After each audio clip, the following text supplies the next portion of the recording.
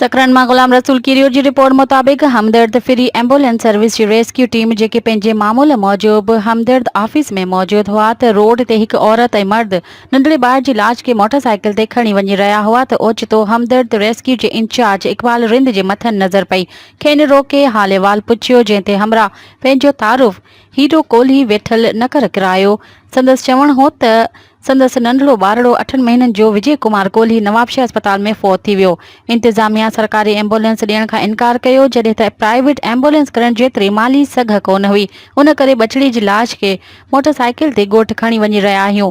संदसि कहाणी ॿुधण बाद हमदर्द जे रेस्क्यू टीम ॿारड़ी जी लाश खे हमदर्द फ्री एम्बुलेंस ज़रिए नकर ॻोठ पहुचायो। वाक़े बाद इकबाल रिंद मीडिया खे ॿुधायो त रोज़ानो जी बुनियाद ते केतिरा ई दिलि ॾुखाईंदड़ वाक़िया ॾिसंदा आहियूं, पर अॼु जे वाक़िए जी झोरे छॾियो आहे ऐं रियासती इदारनि मथां कई सवाल उभरिया आहिनि त सरकारी अस्पतालनि में करोड़नि जी बजट केॾांहुं थी वञे ऐं बेपहुच माण्हुनि खे एम्बुलेंस छो नथी ॾिनी वञे।